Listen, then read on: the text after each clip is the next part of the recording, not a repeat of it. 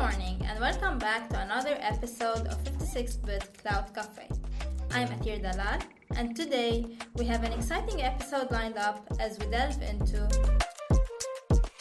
the interesting technicalities of RDS. Hello everyone and welcome back. Hello Patrick. Hello Atir. So let's start with our new episode.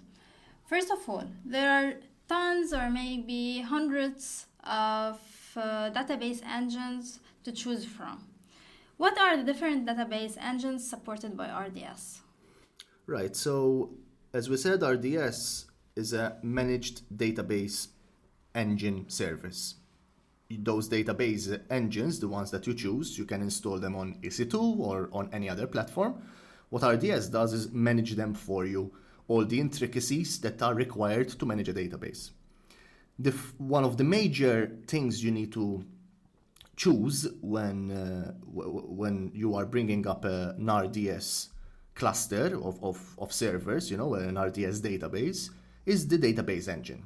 As you said, there are tons of them, there are lots and lots of them, but only a few are popular enough to be included in the RDS ecosystem. The choices you have are basically the following. So you can choose a database of the MySQL type. MySQL is an open source database engine. It's been developed for the last 30 years. It's very, very popular. And the second option, another open source version, is called MariaDB. Slightly less popular, but ultimately very, very close in terms of how it corresponds to MySQL, right? So it's very close to MySQL, MariaDB, in terms of how you communicate to each. Fun fact, MySQL was developed by someone whose daughter was called My. That's why it's called MySQL. And then that person left the company when Oracle bought the rights to MySQL, and he created another company called MariaDB, where Maria is the name of his second daughter. So That's interesting, to be honest. Yes, so My and Maria are actually the daughters of the founder of those two database engines. Anywho, so continuing from there is PostgreSQL. PostgreSQL is another very, very popular open source engine you can choose from. Then there are two commercial engines. You've got Oracle. When we say commercial, it means that they are not open source. Their code is not open to the public. It is closed source. But also, you will need to buy a license to use them. Now, in RDS, you don't need to buy a license. That license is bought for you by RDS itself.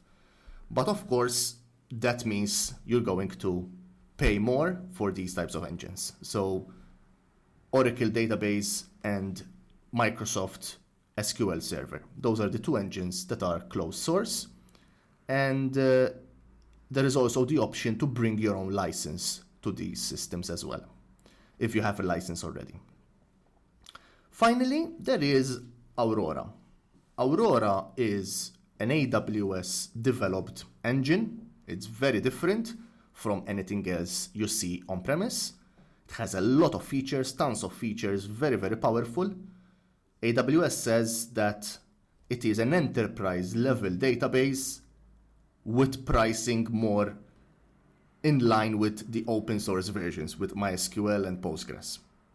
So this, let's call it a super engine.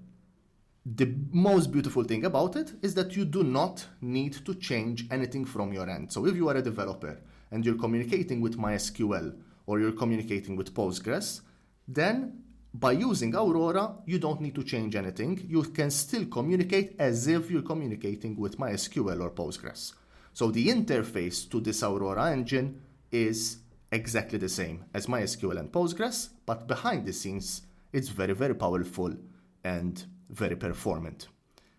So those are the main engine types, and it's a very important choice to make. Sometimes you're forced to do it because the application already uses some type of database engine. Other times you need to make your own choice. This is usually done by the developers or the database engineers based on preference, based on certain metrics that I might have. But ultimately, it's one of the first choices you need to make. Okay, that's great. My next question is about whenever a disaster happens or it hits the fan, let's say. So, as I know you guys, you always have solutions when we have such a case.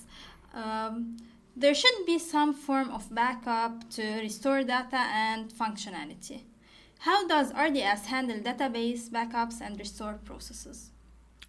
Yes, so obviously this is a very, very important topic. RDS ultimately is holding the keys to your business, right? There is data there. That data could literally break your business if you lose it. And we need to understand how important that is to always assume the worst when it comes to these database storage engines. So assume that something will fail, even though RDS is very powerful and very reliable and all those nice things. You have to always assume that something will go wrong. By assuming that, you will be prepared for it. So how does RDS handle, as you said, backups and disaster recovery? So by default, you get up to 100% of the storage amount for free for backups. So if your database has 100 gigabytes of storage space, you get another 100 gigabytes of backup storage space as part of that deal. And you should definitely use that. By default, the backups are switched on, and you can change those settings accordingly. Backups are stored on S3. You do not see them being stored. You will access them through the RDS console. You will not see them in the S3 console, but ultimately, behind the scenes, they are stored on S3. So very reliable and very powerful storage for those backups. There are two types of backups for RDS. There is the automated backups, and then there are what are called snapshots. The automated backups works like this. So every day, once you switch it on, automated backups, and by default it's on, by every day there will be a snapshot done of the system. So this state that the system is in at the moment. And then from that moment that the backup is done to the next backup, that whole day that is coming up, then the transaction logs are saved. Transaction logs are basically a log of every single transaction done on the database, every single action done on the database. So by getting that snapshot plus all the transactions, you can rebuild your database data at any point during this backup window. So for example, just to simplify, let's say I have a disaster at 1 a.m. on a specific day. How far back can I go to retrieve my data? Okay, that is called the RPO, the recovery point objective. How far back can I go to recover that data? You can go to the nearest second as far back as you need. So for example, I can go back 3 hours. I can go back 1 hour. I can go back 1 day to the nearest second, because RDS is going to save every transaction as a backup.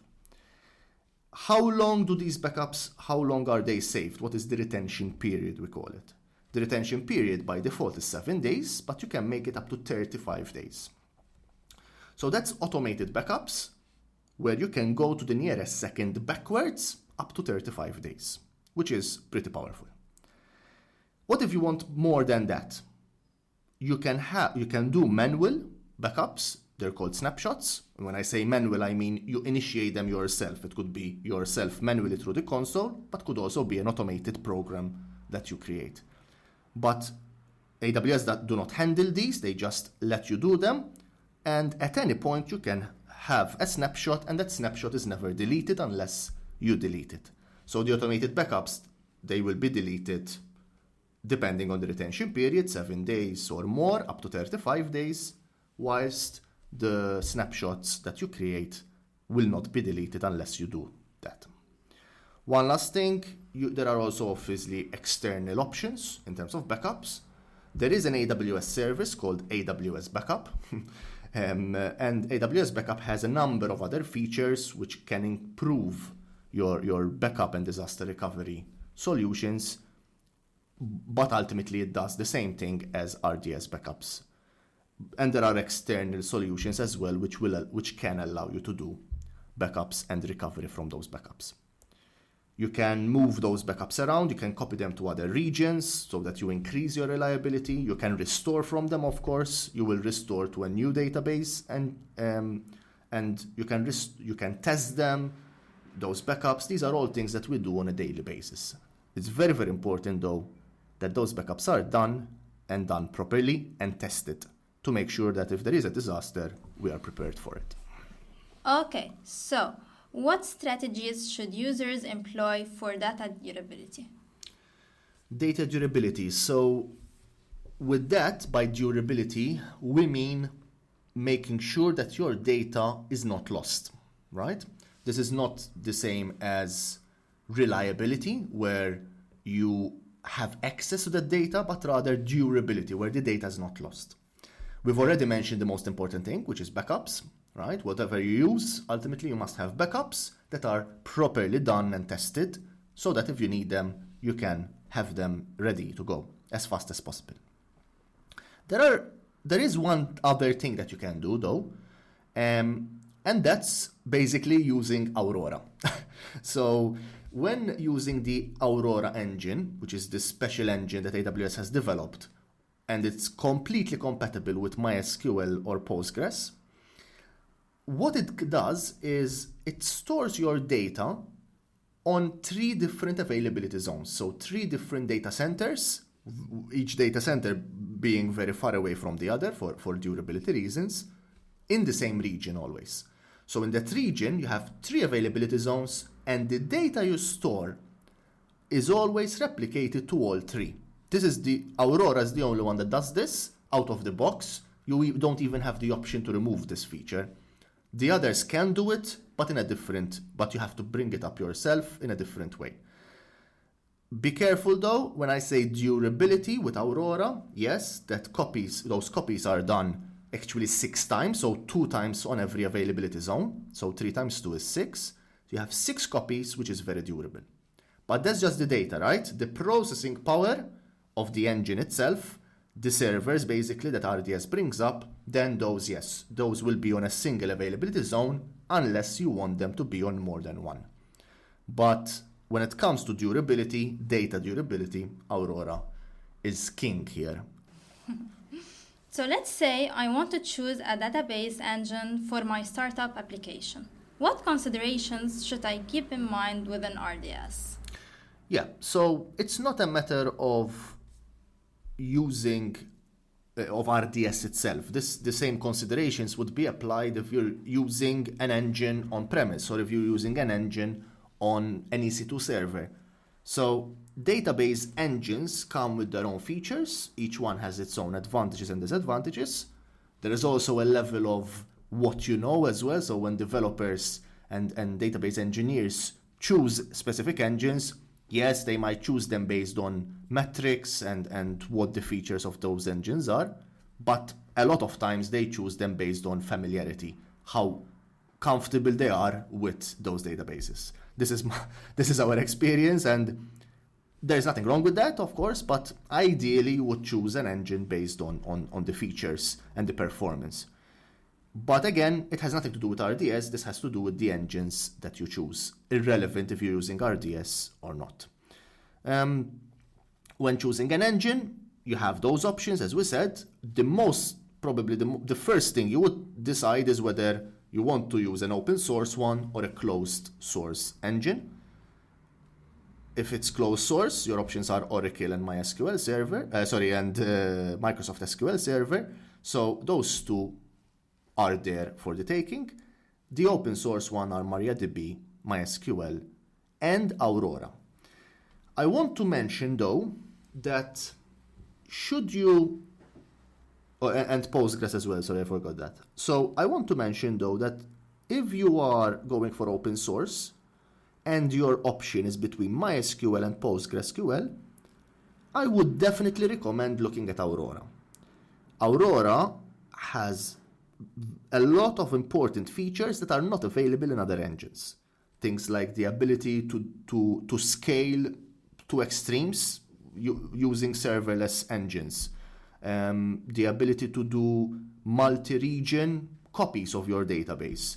There are lots and lots of features, and the price might be slightly higher than the others, than MySQL and Postgres, but I believe it will give you a lot more value. So I would definitely recommend going there towards Aurora if you are familiar and you want to go for MySQL or Postgres. That's great. So by now, we end our episode for today. I wish it was good for you. And as we always say, if you have any question or you need to ask us anything, please don't hesitate to put a comment so we can answer all your questions. Until then, happy cloud computing.